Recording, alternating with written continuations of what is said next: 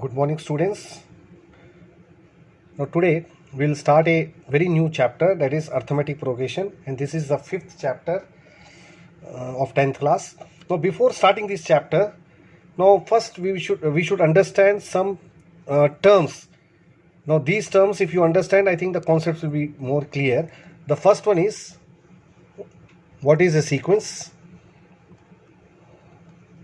Then second one is progression,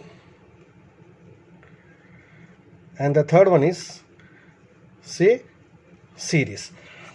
Now what I'll do is, मैं एक set of numbers लेता हूँ और वो सेट ऑफ नंबर्स में ऐसे सेट ऑफ नंबर्स लेता हूँ जो कि एक रूल और एक मैथमेटिकल पैटर्न को फॉलो कर रहा है.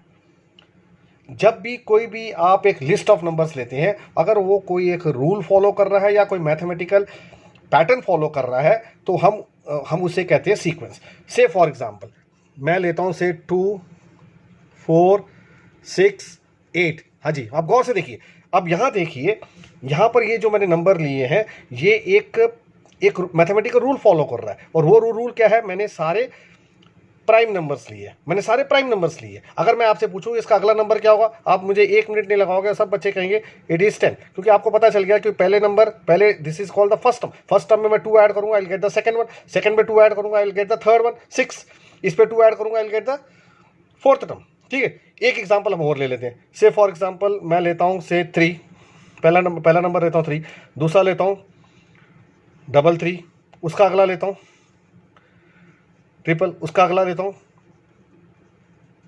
4, लाइक दिस. ठीक है, यहां पर भी हम एक पैटर्न को फॉलो कर रहे हैं. पहला एक 3 लिया, फिर 3 लिया, 4 लिया, फिर 4 टाइम्स मैंने 3 लिया. अगर मैं अगला पूछूं तो आप कहोगे सर 3 टाइम आपने 3 को 5 टाइम्स लिखना है.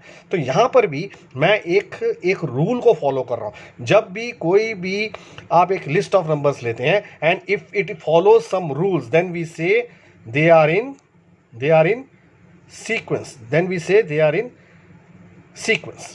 क्लियर? अच्छा, अब आते हैं हम अगले वाले टर्म में. ठीक है, मुझे लगता है आपको सीक्वेंस का मतलब समझ में आ गया. अब अगले वाले में आते हैं हम प्रोग्रेशन में. अब प्रोग्रेशन में का मतलब ये है कि if suppose a sequence has a with the help of in a sequence when we are able to find the nth term, then they are said to be in progression. अब जैसे कि for example मैं यही example लेता हूं जो कि मैंने अभी सीक्वेंस कर लिया. मैंने ये सीक्वेंस लेता हूं से 2 4 6 8. क्लियर? सो यहां पर ये जो पहला वाला है इसे कहते हैं फर्स्ट टर्म. से फर्स्ट टर्म मैं ले लेता हूं A1. ठीक है, फर्स्ट टर्म क्या है? 2. ठीक, इस 2 को मैं ऐसे लिख सकता हूं 2 into 1. क्लियर? अगर मैं लेता हूं सेकेंड टर्म क्या है? 4 को मैं लिख सकता हूं 2 into 2. क्लियर? इसी तरह थर्ड टर्म लेता हूं. थर्ड टर्म यहां पर क्या दिया हुआ है? 6 लिया हुआ है, तो 6 को मैं लिख सकता हूं 2 into 3. अगर मैं आपसे पूछूं इसका nth टर्म क्या होगा? nth टर्म ये होगा कि यहां पर देखिए, जब मैंने फर्स्ट टर्म लिया तो यहां पर फर्स्ट आ गया 2 into 1. अगर मैंने सेकंड टर्म लिया 2 into 2 आ गया.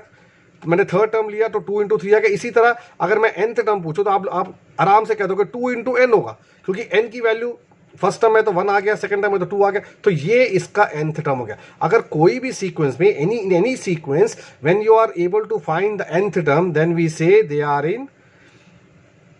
Are in progression. चलिए, अब हम एक दूसरा एग्जांपल भी ले लेते हैं. क्या इसका निकाल सकते हैं? हाँ, निकाल सकते हैं. जैसे कि मैंने पहला टर्म लिया. पहला टर्म इसमें क्या दिया हुआ है? 3 दिया हुआ है, मैंने 3 लिख दिया. अगर मैं सेकंड टर्म लेता हूं, सेकंड टर्म में 3 into 3 हो गया. ठीक है, इसी तरह मैं थर्ड टर्म यहां पर क्या दिया हुआ है? 3 into 3 into 3. फोर्थ टर्म क्या होगा?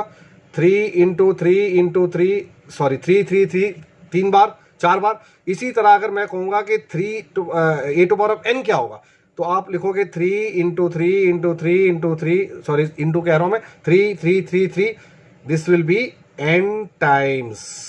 क्लियर? तो यहां पर मैं nth टाइम, देखो जितना ये होगा उतने टाइम मुझे 3 लिखना पड़ेगा. तो इसका मतलब ये हो गया कि ये जो सीक्वेंस है, इस सीक्वेंस का मैं nth टर्म कैलकुलेट कर सकता हूं. तो that means they are in progression. ठीक है, तो इसका मतलब ये हो गया कि every progression is said to be a sequence, but every sequence cannot be ये प्रोग्रेशन, जो हर प्रोग्रेशन को हम सीक्वेंस कह सकते हैं, लेकिन हर सीक्वेंस को हम प्रोग्रेशन नहीं कह सकते। से फॉर एग्जांपल मैं एक एग्जांपल लेता हूँ, अगर मैं एक एग्जांपल लेता हूँ, से मैं लिखता हूँ 3, एक सेट ऑफ नंबर्स लेता हूँ 3 2, उसके बाद लिखता हूँ 3, उसके बाद लिखता हूँ 5, फिर उसके बाद लिखता हूँ 7।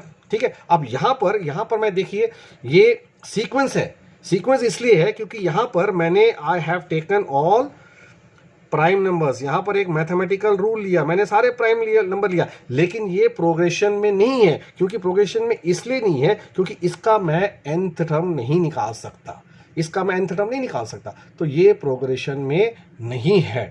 ठीक है, तो यहाँ पर आपको अब मेरे ख्याल से कॉन्सेप्ट क्लियर हो गया। सीक्वेंस का मतलब होता है कि कोई भी सेट ऑफ नंबर्स अगर उसको we have kept in a definite order, in a definite pattern, और if it is following a definite rule, then we say they are in sequence. और प्रोग्रेशन का मतलब ये होता है कि अगर इस सीक्वेंस में अगर आप nth टर्म निकाल सकते हो तो they are set in progression.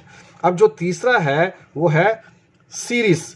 Series का मतलब होता है इनके जो आपका जो सीक्वेंस लिया उसके बीच में अगर प्लस साइन डाल दे। से फॉर एग्जांपल जैसे ये वाला, यही एग्जांपल ले लेते हैं, जैसे 2 + 4 + 6 + 8 + 10, तो इसे बोलते हैं हम सीरीज, इसे बोलते हैं हम सीरीज। क्लियर? क्लियर? अगर मैं कहूंगा कि भी इसका सम ऑफ द सीरीज निकालना हो, सम ऑफ द सीरीज निकालना हो, सम ऑफ द सीरीज निकालना हो, तो मतलब कहने का मतलब है सम ऑफ द सीरीज निकालना मतलब इन सब का प्लस करना। प्लस करना का मतलब है इन सबको मैंने प्लस कर दिया, यानी कि 10 + 18, 18 + 6 is 24, 24 28 और ये 30, मतलब इनका जो सम है वो 30 है। This is the sum of the series. तो यहाँ पर मैंने इस वीडियो में मैंने आपको 3 बेसिक चीजें समझाई है कि सीक्वेंस किसे कहते हैं। ठीक है बच्चों, समझ में आ गया? सीक्वेंस वही होता है जो कि अगर वो एक डेफिनेट ऑर्डर में होता है और एक डेफिनेट मैथमेटिकल रूल फॉलो करता है तो that is called sequence. Progression होता है कि अगर सीक्वेंस में अगर आप nth टर्म निकाल लेते हो तो they are set to be in progression. और सीरीज का मतलब होता है कि जो भी टर्म्स है उनके बीच में अगर प्लस साइन डाल दे तो वी से इन सीरीज। और सम ऑफ द सीरीज का मतलब होता है उन सबका प्लस करके बताना। जैसे यहाँ पर मैंने ये 1 2 3 4 5 लिए, इन सबका प्लस कर दिया 30, that is called the sum of the series. Clear? So अगले वीडियो में मैं आपको अर्थमेटिक प्रोग्रेशन का मतलब समझाऊंगा। I will just explain you in the next video. Okay, clear? Thank you.